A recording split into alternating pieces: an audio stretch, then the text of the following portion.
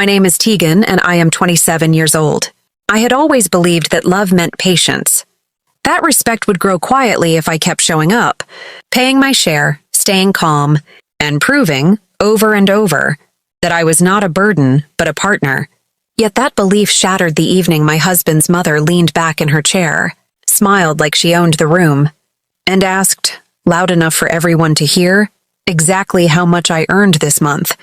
As if my salary were community property, as if my effort belonged to her.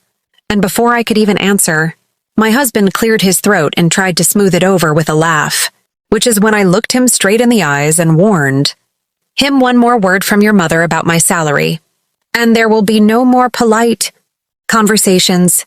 I'll explain to her myself where her place is, and why my money is not her property. Do you understand?" The sentence ringing in my own ears as much as theirs. Because it wasn't rehearsed. It was the truth I'd been swallowing for years.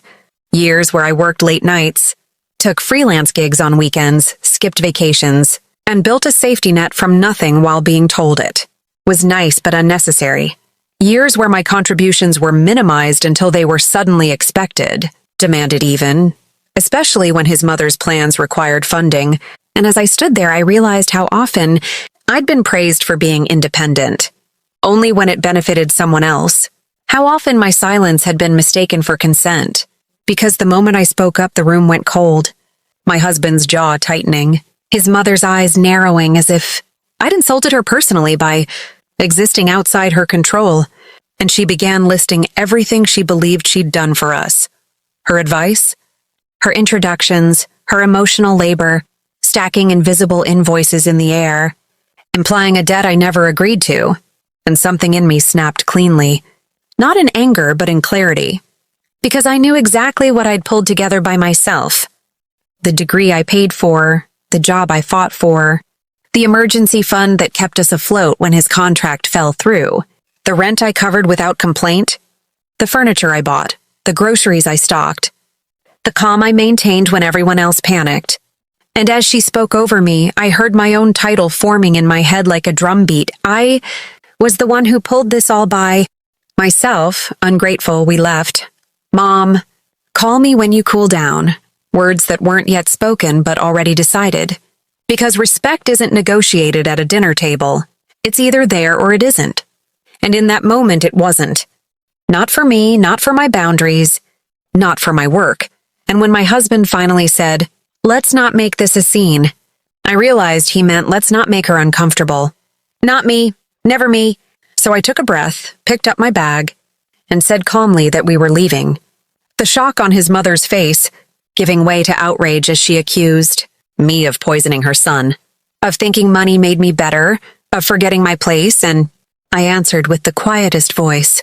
I had left that my place was where I stood, with myself, and that my money was not her property, not today, not ever, and that if she wanted a conversation, it would happen after she cooled down. Because I was done being interrogated in my own life. The car ride home silent, except for the hum of the engine and the weight of everything unsaid. My husband staring out the window as if the truth were passing by too fast to catch. And I wondered if he understood what had changed. That this wasn't a tantrum but a line. Drawn carefully and finally. Because I didn't storm out to punish anyone, I walked out to protect myself. And as the city lights blurred past, I felt something unfamiliar but steady settle in my chest. Relief, mixed with grief, for the version of me that used to apologize for breathing too loudly, for earning too much, for wanting autonomy. And I knew this story wasn't about money at all. It was about ownership, about who gets to define a woman's worth. And tonight I'd taken that definition back, even if it meant leaving a room where my silence had been the price of belonging. The days after we left felt unreal. Like the world had tilted slightly and I was relearning how to walk on it. Because silence has a sound when you're used to noise. And my phone stayed quiet longer than I expected, which told me everything I needed to know. About who was waiting for whom to blink first. And it wasn't me, because I had already done the hardest part walking out, so when my husband finally spoke, it wasn't an apology but a negotiation. Soft words about peace and family and how his mother didn't mean it like that. And I listened without interrupting, noticing how familiar this script was. How often my feelings were translated into inconveniences that needed managing. And when I reminded him exactly what had been said, how she'd demanded my salary details, how she'd treated my work like a shared inheritance, he sighed and said she was old-fashioned, as if disrespect were a charming quirk. And that's when I repeated the words that had changed everything. Slowly, clearly, so there would be no misunderstanding. I looked my husband straight in the eyes and warned him, one more word from your mother about my salary, and there will be no more polite conversations. I'll explain to her myself where her place is, and why my money is not her property. Do you understand? And hearing it out loud again didn't make me doubt myself.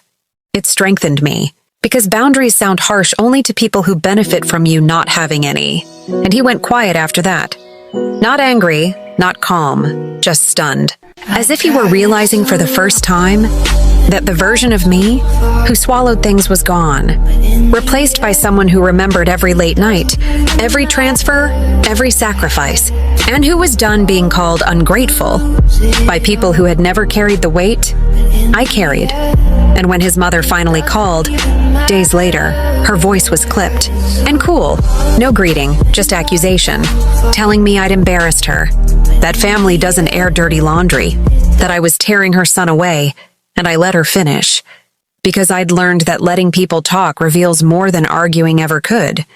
And when she paused, I told her calmly that we had left because she crossed a line, that my income was not a family discussion topic, that my effort was not communal property, and that respect wasn't optional just because she was older. And she laughed, a sharp, disbelieving sound, and said I'd changed since I started earning real money. And that's when the title of my own life clicked into place. Because yes, I had changed. I had grown into someone who knew exactly what she'd built. Someone who could say without shame, I was the one who pulled this all by myself.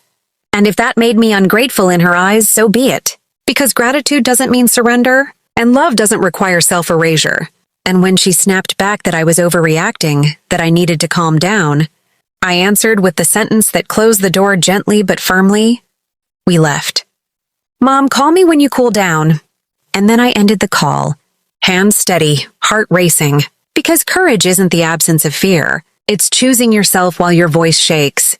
And the fallout came quickly. Messages from relatives hinting that I was difficult, that I should apologize to keep the peace. And for the first time, I didn't rush to explain myself, because I understood something vital. Peace that costs you your dignity is just quiet suffering. And my husband watched all of this unfold, forced to sit in the discomfort he'd avoided for years. And one night, he finally admitted he'd never challenged her because it was easier not to, easier to let me absorb the friction. And that honesty hurt more than her insults. But it also opened a door, because I told him plainly that partnership means protection, not neutrality, that silence is a choice, and I wouldn't stay married to someone who chose comfort over my respect. And that was the moment he realized this wasn't a phase or a power play. It was a line that would define the rest of our lives, and slowly, awkwardly, he started showing up differently, correcting her, shutting down conversations, choosing to stand beside me instead of between us. And not because I demanded it, but because I stopped compensating for his absence. And whether this story ends in reconciliation or something else entirely, the truth remains the same. The night we walked out was the night I stopped asking permission to own my life, my work, my money, my voice. And if there's one thing I want you to take from this, it's that boundaries don't destroy families, entitlement does. And choosing yourself doesn't make you cold. It makes you free, because when you finally stand up and say, this is mine, this is me, and this is where the line is, you don't lose yourself anymore. You get yourself back.